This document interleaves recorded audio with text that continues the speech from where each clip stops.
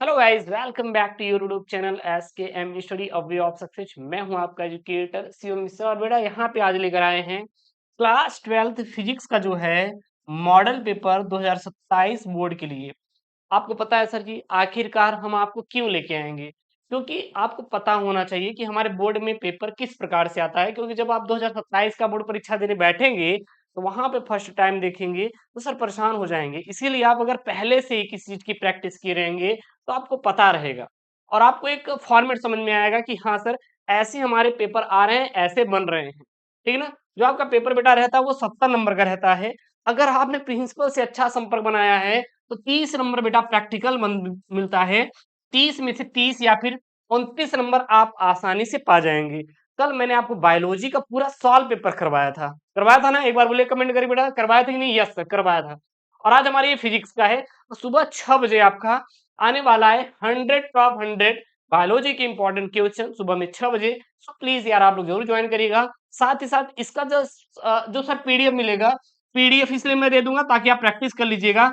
Telegram channel S K M study पर, link in the description box. और हाँ, S K M study app जरूर से जरूर डाउनलोड करिए। सर क्यों, आखिरकार क्यों हम ऐप डाउनलोड करें? क्योंकि हम और यूथ कंपटीशन टाइम वाईसीटी मिलकर आपके लिए ई बुक अनसॉल्व पेपर का पीडीएफ पूरा फ्री में दिए हैं, जो कि यूपी बोर्ड में कहीं आपको फ्री में नहीं मिल रहा है। ठीक है ना? हमने आपको दिया है तो ऐप पर जाके वहां से अनसॉल्व पेपर फ्री में आप डाउनलोड कर सकते हैं, चाहे आप क्लास हो या फिर साइंस से। ठीक है ना? और प्लीज चैनल को नहीं किया सब्सक्राइब तो कर लीजिएगा। और ये 70 में से 23 नंबर बेटा पास होने के लिए चाहिए होता है और बहुत बच्चे फेल हो जाते हैं। इस बार 80% बच्चे पास हुए थे, 20% बच्चे फेल हुए थे। मतलब अगर 1 लाख है बेटा, उसमें से 20,000 बच्चे फेल हो गए थे इस बार। बैठे तो कितने सर जी? बैठे थे इस बार 22 लाख बच्चे बैठे थे, 22 लाख बच्चे हैं भाई साहब। उसमें से 2-3 लाख तो फेल ही हो गए, निपट गए वहीं पे, है कि नहीं? तो इसलिए आपको बेटा अच्छा नंबर स्कोर करने के लिए पेपर को अच्छे समझना है, देखना है कि कैसे हमारा प्रश्न आया हुआ है। और 3 घंटे 15 मिनट में आपका पूरा जीवन तय हो जाएगा। क्योंकि पेपर एक बार ही देना होता है और आप इतने अच्छे से दीजिए कि कम से कम फुल मार्क्स तो लेकर आए, है कि नहीं? सर आपको पढ़ने के सिवा और कुछ है ही क्या? आपके माँ बाप आपको खाना दे रहे हैं, हाँ? अब हमारी तरह तो है नहीं कि भाई दूर रह रहे हैं, खाना मिला मिला नहीं तो जाके बढ़िया बना के फिर बर्तन साफ करो खाना बना के, है कि नहीं? आप बेटा भाग्यशाली हो कि आपको माँ मम्मी पापा मिले और आपको खाना बना के मिल रहा है। अरे भैया, हमसे पूछो, 1 रुपए ना आ रहे तब भी पापा से ना मांगने जाए। क्यों? क्योंकि बेटा घोड़े जैसे हो गए भाई, बड़े हो गए तो आप तो ना पापा से मांगोगे पैसे। अरे दे देंगे लेकिन मांगने का मन नहीं करता। लेकिन आप बढ़िया पापा से पैसे मांगते हैं, फीस देते हैं, सारी सुविधाएं मिल रही है ना, तो आपको बेटा पढ़ना चाहिए, मन लगा के पढ़ना चाहिए। कोई डाउट है तो हम लोग हैं, आप पूछ सकते हैं सवाल, कोई दिक्कत नहीं है। ठीक है ना? चलिएगा। अगर यहाँ पे देखेंगे बेटा 3 घंटे 15 मिनट मिनट में जो 15 मिनट आपको मिलने वाला है, आपको प्रश्न पत्र पढ़ने के लिए क्या है, निर्धारित है। अब आप प्रश्न पत्र पढ़ो या ना पढ़ो, कोई दिक्कत नहीं, वो आपको टाइम दिया है। और यही 3 घंटे 15 मिनट में हमें फोकस करना है। कितना सर? 70 में 70 आ जाता है, हर चीज आसान है, बशर्ते आप किसी चीज को कैसे कर रहे हैं। ठीक है ना? फिर यहाँ पे देखेंगे बेटा, इस प्रश्न पत्र में कुल 5 खंड हैं, यानी कि section A, B, C and D. Section A, B, C, D and E, यानी कुल 5 खंड हैं। हिंदी में बात करें तो ए, अ, ब, स, द और य। यहाँ पे कितने बेटा? 5 सेक्शन है, यानी कि 5 खंड दिए गए हैं। अच्छा सर, ये खंड देने का तात्पर्य क्या है, हम आपको बता रहे हैं। जब भी आप फिजिक्स के पेपर को सॉल्व कर रहे हैं तो वहां पे अगर सॉल्व करने अगर सही से बैठ जाएंगे तो आप देखेंगे 10 घंटा भी लिखेंगे तब भी समय कम पड़ेगा। क्यों? क्योंकि फिजिक्स बहुत लेंदी है। अगर आप ऑप्टिक्स में घुस जाएंगे, ऑप्टिक्स में आप पीएचडी कर सकते हैं भाई, विद्युत में पीएचडी कर सकते हैं। अभी आप इलेक्ट्रिकल इंजीनियरिंग जब करेंगे तो वहां पे जाएंगे तो एक पूरा पूरा सेक्शन, पूरी किताब ही पढ़ाई जाती है एक टॉपिक पे। इसलिए यहाँ पे सेक्शन डिवाइड किया गया, भैया ये 1 नंबर का है, इस पे केवल 2 मिनट का टाइम दीजिए। ये 3 नंबर का है तो इस पे केवल 5 मिनट का टाइम दीजिए। तभी आप 3 घंटे 15 मिनट में सारे प्रश्न को अटेम्प्ट कर पाएंगे। टाइम मैनेजमेंट सही नहीं है तो बाद में कॉपियां छूट जाती है लिखने से, और फिर कहते हैं कि सर हमने सारे प्रश्न किए ही नहीं। फिर आप क्या होते बेटा? फेल हो जाते हैं। क्यों? क्योंकि आपका टाइम मैनेजमेंट सही नहीं है। आपको टाइम मैनेज करके ही सभी प्रश्नों को हल करना रहेगा। ये बात आप ध्यान दीजिए, नहीं तो बाद में बहुत पछताना पड़ेगा। फिर मत कहिएगा गुरुदेव ने नहीं बताया, भाई गुरुदेव तो बताया था। गलती आपकी है ना भाई, आपने उसको सही से चीजें किया नहीं। उसके बाद बेटा यहाँ पे प्रश्न है कि जो खंड अ है आपका बेटा ऑब्जेक्टिव बहुविकल्पी है, जो कि 1 नंबर का है। खंड ब अति लघु उत्तरी, इंग्लिश में बोले तो बेटा शॉर्ट आंसर टाइप क्वेश्चन होता है, क्लियर है ना, 1 नंबर का।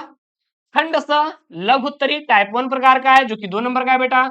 खंड द लघु उत्तरी टाइप 2 प्रकार का है, जो कि 3 नंबर का है। वहीं पे खंड य विस्तृत उत्तरी है, जो कि 5 नंबर के हैं। और इसमें जो खंड है इसमें आंतरिक चयन दिया गया है, मतलब कि अथवा में भी आप अगर वो नहीं आ रहा है, मतलब पहला वाला नहीं आया, कोई बात नहीं सर, हम दूसरा कर देंगे। अगर गॉस का प्रमेय नहीं आया बेटा, अथवा में आपको न्यूमेरिकल मिल जाएगा सॉल्व करने के लिए, क्लियर है ना, कोई दिक्कत बेटा नहीं होना चाहिए। इसका पीडीएफ आपको टेलीग्राम पर मिल जाएगा, जाके डाउनलोड कर लीजिएगा। अब यहाँ पे सबसे पहले शुरू होगा बेटा यहाँ पे खंड अ, जो कि 6 नंबर के 6 बहुविकल्पी रहने वाले हैं। अब कहेंगे गुरुजी हम इसको रटेंगे, क्यों रटना है भाई? अगर आप बड़े बड़े लॉन्ग वाले प्रश्न तैयार कर ले रहे हैं, शॉर्ट यानी कि लघु उत्तरी वाले प्रश्न तैयार कर ले रहे हैं, ऑब्जेक्टिव तो ऐसे ही हो जाएगा भाई, ऑब्जेक्टिव तो ऐसे ही हो जाएगा। तो ऑब्जेक्टिव के चक्कर में आप मत पड़िएगा। अभी हम आपको जब फुल इसको सॉल्व लेकर आएंगे उसमें इन डेप्थ पूरा पूरा डिस्कशन करेंगे, उसको लेकर टेंशन ना लेना ना। जैसे पहला यहाँ पे ऑब्जेक्टिव है बेटा कि चुंबकीय क्षेत्र का मात्रक क्या होता है, जो चुंबकीय क्षेत्र होता है उसका मात्रक क्या होता है। अब जब चुंबकीय क्षेत्र का आपको मात्रक याद रहेगा कि सर इसका मात्रक होता है न्यूटन इंटू मीटर स्क्वायर, हाँ newton into metre square, sorry newton प्रति metre square into ampere square, तभी तो इसका आंसर दे पाएंगे। अब जब पता ही नहीं है तो सर क्या दे पाएंगे आंसर। एक बात यहाँ पे याद रखना, अगर बेटा ये हाथी है, क्या है, हाथी है, इसके बटा कुछ नहीं कितना बेटा, एक, कुछ नहीं कितना, एक। अगर ये हाथी ऊपर है, इसको नीचे लेकर आएंगे तो हाथी के घाते कितना हो जाएगा बेटा, हाथी घाते कितना हो जाएगा, -1, यानी कि ऊपर है इसके घात कुछ नहीं बेटा, कितना, +1, +1। जब ये हाथी नीचे आएगा तो यहाँ पे क्या हो जाएगा, 1 बटे हाथी घाते -1। ए गुरुजी और बता दीजिए एक उदाहरण बेटा, अगर हम यहाँ पे गधा लिखे हैं और गधा के घात बेटा -2 है, -2 है, तो इसका मतलब क्या है, -2 है बेटा, इसका मतलब क्या है, क्योंकि आप जब चीजों को बहुत सिंपल भाषा में समझेंगे तभी समझ में आएगा। कुछ बच्चे नए होते हैं जो कि 10th अच्छे से पढ़े नहीं, वो डायरेक्ट 12th में आते हैं, तो उनको कुछ चीजें नहीं समझ आती, तो थोड़ा समझाते चलेंगे, अच्छा रहेगा ना। बेटा यहाँ पे गधा घाते -2 है, अगर इसका मतलब क्या है सर, इसका मतलब है कि यह नीचे जाएगा, जब यह ऊपर है तो -2, अगर इसको हम नीचे कर दें तो गधा के घाते कितना हो जाएगा बेटा, यहाँ पे +2 हो जाएगा, क्या हो जाएगा, +2 हो जाएगा, +2 हो जाएगा, समझा ना। यानी कि जब हमारा कोई भी वैल्यू ऊपर से नीचे जाती है उनके साइन में चेंजेस होता है। जैसे कि ये ऊपर प्लस था, नीचे आए माइनस, ये ऊपर माइनस था, नीचे आया किस में हो गया बेटा, प्लस में। इसीलिए यहाँ पे है क्या है, न्यूटन इंटू मीटर के घाते -2 गुणते एम्पियर के घाते -1, यानी इसका मतलब है न्यूटन न्यूटन प्रति, अब ये ऊपर माइनस में, नीचे आएगा बेटा प्लस में, मीटर स्क्वायर इंटू एम्पियर हो जाएगा। क्लियर है का, यहाँ तक क्लियर है का? एक बार बताएंगे, जितने स्टूडेंट होंगे कमेंट बॉक्स में मेंशन कर दीजिएगा, समझ में आया ना। उसके बाद एक न्यूमेरिकल आ गया, यहाँ पे क्या आएगा बेटा, न्यूमेरिकल आएगा। अभी जब हम इन डेप्थ में जब हम देखेंगे इस पूरे न्यूमेरिकल को सॉल्व कराते चलेंगे, एक एक पॉइंट हम लोग याद करेंगे, टेंशन मत लीजिएगा। क्या यहाँ पे, यदि नाभिक 13 एल्यूमिनियम 27, ये क्या बेटा, ये परमाणु क्रमांक है, ये क्या परमाणु भार है, बोले तो ये जो परमाणु क्रमांक यानी कि एटॉमिक नंबर है और ये एटॉमिक मास है। एटॉमिक नंबर जो होता है कम होता है और एटॉमिक मास जो होता है वो अधिक होता है, तो ये एटॉमिक नंबर है किसका, एल्यूमिनियम का, और ये बेटा क्या है अपना, एटॉमिक मास है। और इसका जो रेडियस इन्होंने दे रखा है, त्रिज्या 3.6 फर्मी दे रखा है, तथा नाभिक टेलेनियम 52 टेलेनियम 125, ये जो 52 है बेटा इसका क्या है, परमाणु क्रमांक, एटॉमिक नंबर। ये बेटा 125 क्या है, एटॉमिक मास है। कि त्रिज्या कितनी है, तो बताइए, मतलब की त्रिज्या है, यानी कि इन दोनों का दिया गया है, तो बताओ भैया इसकी त्रिज्या कितनी आएगा, दोनों का कैलकुलेट करेंगे तो 8 फर्मी जब सॉल्व करेंगे तो। अभी हम जो इसको पूरा पूरा एक्सप्लेन करेंगे ना, एक एक पॉइंट सॉल्व करेंगे, उसको लेकर परेशान मत होना, ठीक। पहले आप पेपर देख लीजिए कैसे आता है। उसके बाद अगला यहाँ पे आइंस्टीन के प्रकाश विद्युत समीकरण में निम्नलिखित किस संरक्षण का नियम पालन होता है? बेटा एक बात बताओ, आइंस्टीन का समीकरण है क्या? अगर आइंस्टीन का समीकरण देखा जाए, ई बराबर बेटा क्या होता है? mc स्क्वायर होता है। ई बराबर क्या होता है? mc square. तो यहाँ पे किसका हो रहा है बेटा? ऊर्जा का। किसका हो रहा है? ऊर्जा का हो रहा है। उसके बाद अगला यहाँ पे है अंडर रूट एलसी का मात्रक, जहां पे एल प्रेरक उसी की धारा है, तो मात्रक बेटा क्या होता है? सेकेंड होता है। बस ऐसे ही एकदम प्यारे प्यारे प्रश्न आएंगे, इसलिए परेशान मत होना। अगला यहाँ पे क्या है कि दी गई नाभिक प्रक्रिया में डब्लू कण है, यानी कि यहाँ पे एक प्रोसेस दिया गया है और बोल रहा है बेटा यहाँ पे डब्लू क्या बनेगा भाई? ये न्यूट्रॉन है, प्रोटॉन है, या इलेक्ट्रॉन है, या फिर पॉजिट्रॉन है? तो बेटा जब हम हीलियम का यहाँ पे होता है तो हमेशा से न्यूट्रॉन निकलता है। अगला यहाँ पे आर प्रतिरोध की धारा मापी को मुख्य धारा का 10% भेजने के लिए आवश्यक शंट प्रतिरोध बेटा कितना चाहिए? तो R/9 चाहिए। कितना चाहिए? R/9 चाहिए। मतलब आपके कुछ न्यूमेरिकल रहेंगे, कुछ आपके डायरेक्ट टू डायरेक्ट आपके थ्योरेटिकल दे दिए जाएंगे, तो ऑब्जेक्टिव इस बेसिस पे होता है।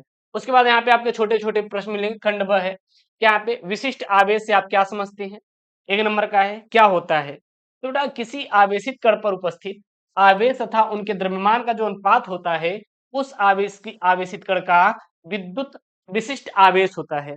और जो विशिष्ट आवेश होता है बेटा, इसे लेम्डा से प्रदर्शित किया जाता है। किसे किया जाता है बेटा? लेम्डा से प्रदर्शित किया जाता है। तथा विशिष्ट आवेश लेम्डा बराबर आवेश बटे क्या? द्रव्यमान हो जाएगा। अगला प्रश्न है बेटा यहाँ पे वैद्युत द्रुध्रुव क्या है? बेटा वैद्युत द्रुध्रुव से आप क्या समझते हैं, किसे कहते हैं? तो बेटा वैद्युत द्रुध्रुव क्या होता है? तो वह वैद्युत निकाय जिसमें दो बराबर परंतु विपरीत प्रकार के बिंदु आवेश एक दूसरे से बहुत कम दूरी पर रखे हों, वैद्युत द्विध्रुव कहलाते हैं। क्या कहलाते हैं बेटा? वैद्युत द्विध्रुव कहलाते हैं।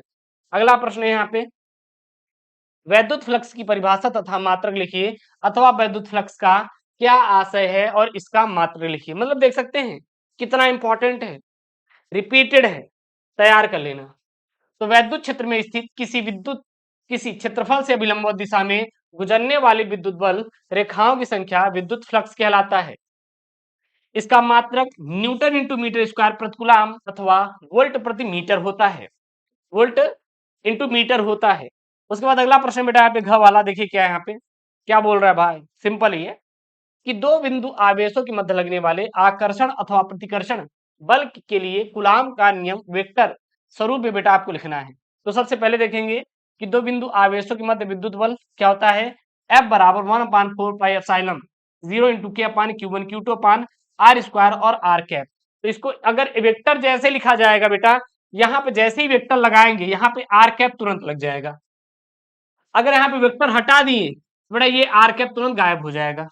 ये बात आप लोग याद रखना। जहां Q1 Q2 क्या है? परस्पर R दूरी में पर स्थित दो बिंदु आवेश हैं। F क्या है? उनके बीच वैद्युत बल है। K क्या है बेटा? उस माध्यम का परावैद्युतांक जिसमें वैद्युत आवेश स्थित है। एप्सिलॉन 0 क्या है? वायु या निर्वात की वैद्युतशीलता है। अगला प्रश्न है यहाँ पे क्या बेटा? ध्यान देना, किसी वैद्युत स्थैतिक क्षेत्र वेक्टर E बराबर 2j cap plus 4k cap plus 2i cap plus 4j cap plus 7k cap में रखने पर पृष्ठ वेक्टर S बराबर 10j कैप से होकर कितना फ्लक्स बाहर आएगा? तो बड़ा वैद्युत फ्लक्स का मात्रक जो होता है, आप देखिए यूनिट मैंने आपको बताया था ऊपर, लेकिन इसका फॉर्मूला क्या होता है? फाई बराबर vector E into vector S। अब वेक्टर E का गुणा वेक्टर आप इसमें कर देंगे, वेक्टर E का गुणा वेक्टर S में कर देंगे। यहाँ पे कर दीजिए 2i का 0i में होगा तो 2 जिक्को 0, 4 का 10 में होगा तो कितना हो जाएगा बेटा? 40, 7 का 0 में होगा कितना हो जाएगा? 0, फिर आएगा कितना बेटा? 4 यूनिट। और यही क्या है? इसका आंसर है। बोले तो बेटा क्या है? उत्तर है। अगला यहाँ पे आपके खंड स है, क्या बोल रहा है यहाँ पर बेटा? समविभव पृष्ठ को परिभाषित कीजिए, इसकी दो विशेषताएं का उल्लेख कीजिए। समविभव पृष्ठ क्या होता है? अथवा में देखिए बार बार रिपीटेड है। समविभव पृष्ठ से आप क्या समझते हैं? अथवा में समविभव पृष्ठ की परिभाषा लिखिए। अथवा में समविभव पृष्ठ की विशेषता क्या होती है? कितनी बार रिपीटेड है भाई? आप बताइए ना सर, आप खुद बताइए सर कितनी बार रिपीटेड है, देख सकते हैं। चलिए देखते हैं बेटा समविभव पृष्ठ क्या होती है और उसकी विशेषताएं क्या क्या है। तो समविभव पृष्ठ किसी विद्युत क्षेत्र में स्थित कोई ऐसा पृष्ठ जिस पर स्थित सभी बिंदु समान विभव पर हों, उसे समविभव पृष्ठ कहते हैं। इसमें विशेषताएं, सबसे पहला किसी आवेश को समविभव पृष्ठ के एक बिंदु से दूसरे बिंदु तक ले जाने में किया गया कार्य शून्य होता है। दूसरा पॉइंट में समविभव पृष्ठ के समीप विद्युत क्षेत्र की दिशा समविभव पृष्ठ की हमेशा हमेशा बेटा क्या होती है, लंबवत होती है। उसके बाद अगला बेटा प्रश्न यहाँ पे ख वाला, 1 सेंटीमीटर त्रिज्या के गोले को 1 कूलाम आवेश देने से गोले पृष्ठ पर उत्पन्न विभव की क्या करना है, गणना करना है। चलिए भैया, तो गोले के पृष्ठ पर वैद्युत विभव V बराबर क्या हो जाएगा, Q/4 pi epsilon 0 into R हो जाएगा। और यहाँ पे सबकी वैल्यू आप फिल कर देंगे। हाँ, Q का मान आपको 1 कूलाम रखना है और त्रिज्या इन्होंने R रेडियस दूरी यहाँ पे 1 सेंटीमीटर दिया है, तो सेंटीमीटर को आप मीटर बदल लेना है। जब सॉल्व करेंगे तो आ जाएगा यहाँ पे 9 × 10⁻11 वोल्ट आ जाएगा। अगला यहाँ पे प्रश्न बेटा देखिएगा क्या है, विभव प्रवणता को परिभाषित कीजिए। मतलब विभव प्रवणता से आप क्या समझते हैं? विभव प्रवणता क्या होता है, किसी विद्युत क्षेत्र में दूरी के सापेक्ष विभव में परिवर्तन। क्या बेटा यहाँ पे, विभव में परिवर्तन, वेट भाई थोड़ा सा, विभव में परिवर्तन की ऋणात्मक दर को विद्युत प्रवणता कहते हैं। विभव प्रवणता तथा वैद्युत क्षेत्र की तीव्रता में संबंध यहाँ पे अगला बोला है प्रश्न लिखने में। तो वैद्युत क्षेत्र की तीव्रता E बराबर del V upon del X minus में रहेगा, या फिर del V upon del X लिख सकते हैं कि जो कि दूरी के साथ विभव परिवर्तन की दर होती है, और इसे क्या कहते हैं बेटा, विभव प्रवणता कहते हैं। और वैद्युत क्षेत्र की तीव्रता विभव प्रवणता के ऋणात्मक मान की हमेशा हमेशा क्या होती है, बराबर होती है। ठीक है ना। उसके बाद खंड द वाले प्रश्न आएंगे, ये रिपीटेड है, तैयार कर लेना। मैंने पूरा किताब लिया, किताब का मैं निचोड़ यहाँ पे बनाया हूँ। आपसे रिक्वेस्ट है कि आप इस पेपर को सॉल्व करके जाना भाई, सॉल्व करके जाना। क्या यहाँ पे, किसी वैद्युत द्विध्रुव के कारण अच्छी स्थिति में किसी बिंदु पर वैद्युत विभव के सूत्र का निगमन कीजिए।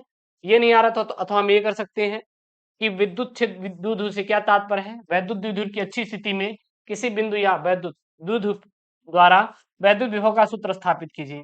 ये नहीं आ रहा है तो हम ये कर सकते हैं कि किसी वैद्युत द्विध्रुव की अच्छी रेखा पर स्थित किसी बिंदु पर द्विध्रुव के कारण उत्पन्न विद्युत विभव का व्यंजक ज्ञात कीजिए। तो यहाँ पे अगला प्रश्न है ध वाला, इन सारे प्रश्नों को तैयार कर लेना।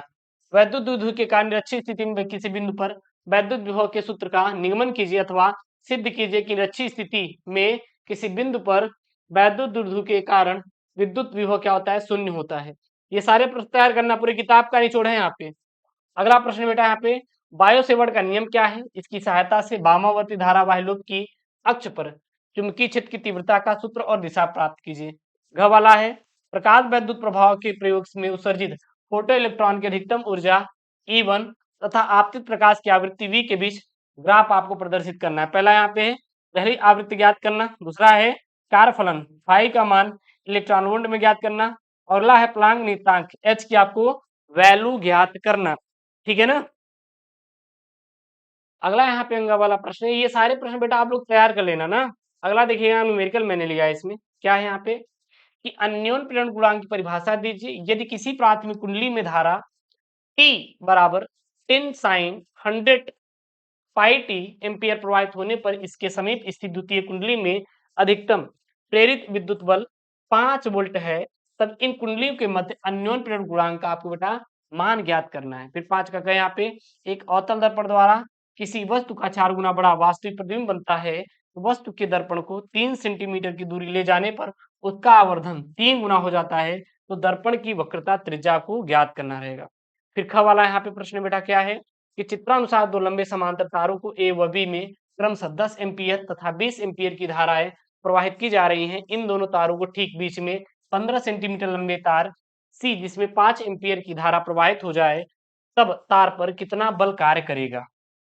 यहाँ पे इन्होंने फिगर मत बताया। अगर ये नहीं आ रहा है तो थोड़ा में आप ये कर सकते हैं कि ट्रांसफार्मर के परिमाण अनुपात से क्या तात्पर्य है, एक अपचायी ट्रांसफार्मर संरक्षण लाइन की वोल्टता को 2200 वोल्ट से 220 वोल्ट में परिवर्तित करता है। प्राथमिक कुंडली में 5000 फेले हैं, तो ट्रांसफर की दक्षता कितनी रहती है बेटा, यहाँ पे 90% बोल रहा है। तब निर्गत शक्ति 8 किलोवाट है। तो गणना कीजिए, क्या गणना करना है, सबसे पहला यहाँ पे द्वितीय कुंडली में फेरों की संख्या और फिर निवेशित शक्ति। क्लियर है ना, कोई दिक्कत आपको बेटा नहीं होना चाहिए। अगर कोई दिक्कत है तो प्लीज कमेंट बॉक्स में मेंशन कर देना और आपको बता देना है सर प्रॉब्लम क्रिएट हो रही, ताकि हम आपकी समस्या का बेटा समाधान कर सके। अगला यहाँ पे प्रश्न है कि समतल ध्रुवित प्रकाश क्या है, अपवर्तन द्वारा ध्रुवित प्रकाश कैसे प्राप्त करते हैं, पोलराइडों के उपयोग आपको बताना है। घ वाला प्रश्न है यहाँ पे। घ वाला देखिएगा क्या बोल रहा है कि किसी सेल के आंतरिक प्रतिरोध का सूत्र ईवी तथा आर के पदों में ज्ञात कीजिए, जहां ईवी आर क्रमशः सेल का वैद्युत वाहक बल है और बाह्य प्रतिरोधों के सिरों के बीच में विभवांतर वो बाह्य प्रतिरोध है।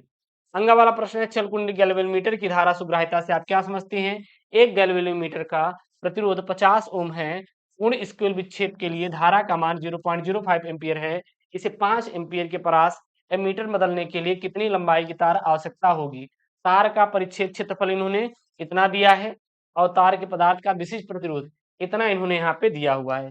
फिर खंडैया वाला है यहाँ पे भैया, और ये सारे सारे कर लेना। इसमें हम ये बोलेंगे आपको ये कर लेना जो जो मैं करवा रहा हूँ यहाँ पे।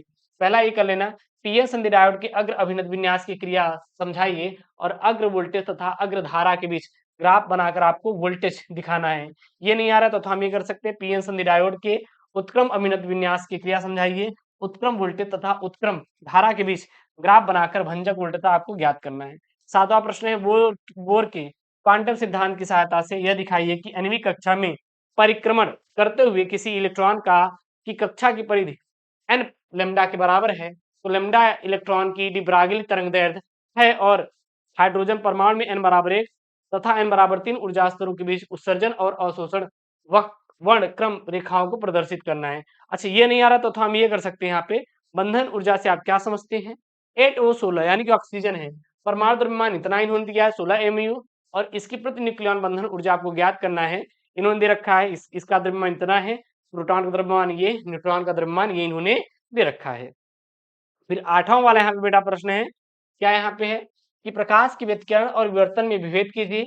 एकल झिर्री से प्रकाश की विवर्तन की घटना को गुणात्मक रूप से समझाइए और 6000 एंगस्ट्रॉम तरंगदैर्घ्य का प्रकाश 3 × 10⁻⁴ सेंटीमीटर चौड़ाई की झिर्री पर अभिलंबवत आपतित होता है, तो केंद्रीय उच्चिष्ट की चौड़ाई ज्ञात कीजिए। ये नहीं आ रहा तो हम ये कर सकते हैं, परावर्तित दूरदर्शिका की निर्धारक बनाइए। एक खगोलीय दूरदर्शी की आवर्धन क्षमता 5 है तथा इसके अभिदृश्यक तथा नेत्रिका लेंसों के बीच की दूरी 36 सेंटीमीटर है। यदि अंतिम प्रतिबिंब अनंत पर बन रहा है तो दोनों लेंसों के बीच की आपको फोकस दूरी ज्ञात करनी है। और नौवां और यहाँ पे लास्ट प्रश्न है, क्या है कि वैद्युत फ्लक्स की परिभाषा लिखिए तथा इसका मात्रक समझाइए।